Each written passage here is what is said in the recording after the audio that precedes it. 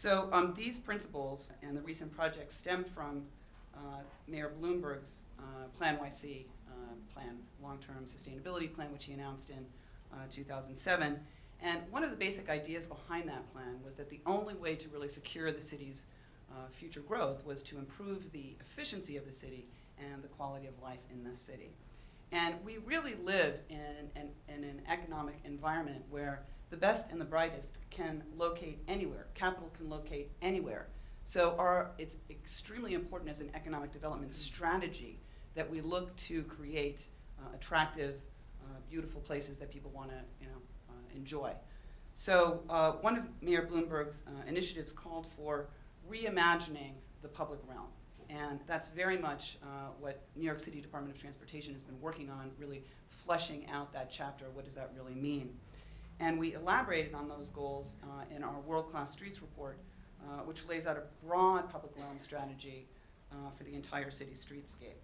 And this strategy is visible in a variety of ways. We've done things very quickly, and you can see this is in Dumbo, where we repurposed surplus pavement here and to what we did on 9th Avenue in front of the Apple Store, created a wonderful plaza where it was just a sort of hornet's nest of traffic and trucks, to some of our more fanciful installations in the fashion district, and lots of folks out there enjoying those streets and posing next to the models. And again, creating more streets. This is downtown Pike and Allen Street in underserved parts of town. So the idea that better streets lead to better business is not just a marketing ploy. It's not just something that we say. It's actually visible in the dollars and cents. And detailed studies around the world have shown that investments in a lively and attractive public space pay real dividends. A Transport for London study found that consumers who walk spend more than those who drive and those who take transit. We've also seen similar results in Copenhagen. This is an area that was run down as recently as the 1990s. Took a really heavily trafficked intersection and transformed it. This is St. Hans Place Square.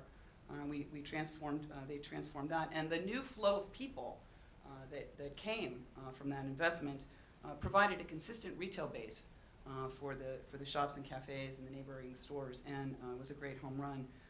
And the popularity of those streets also increased the property values of the apartments in that area.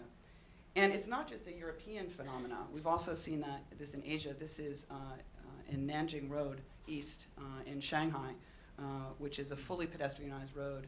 And it sees twice the number of pedestrians that we see in Times Square each and every day. So we're also seeing similar results. I'm going to show you a few reminder shots of what Broadway used to look like and what it looks like today. But we've seen results that show us that we can also see the kinds of retail benefits associated with these kind of public space investments. So more of the before and after.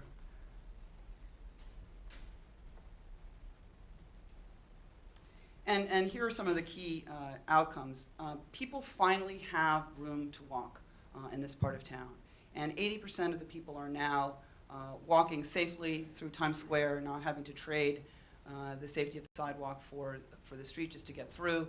All of you know how frustrating it can be when we love tourism in New York City. It's a very important industry, but walking behind those tourists sometimes can be not really very pleasurable. And so we also have a big reduction in injuries on this corridor too, 35% reduction in injuries. And people have the opportunity to linger, which is a really important point in terms of the economic return from these kinds of investments. And so you see the before and after surveys, which showed, we've got more people shopping in the neighborhood since those changes have come to be.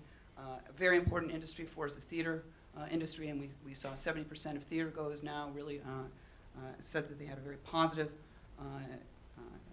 impression of these changes. And we've also seen pedestrian volumes go up significantly, 11% in Times Square and 6% in Herald Square, as people have more time to window shop, to people watch, to grab a sandwich. And importantly, we had the support of local business leaders, not only when we announced these changes, but then also they were with us when we made them permanent. So again, it's not surprising to see that the largest increase in retail asking rents, according to the Real Estate Board report for 2010, was in the newly pedestrianized section of Times Square, 71% increase year over year. So that is a huge increase.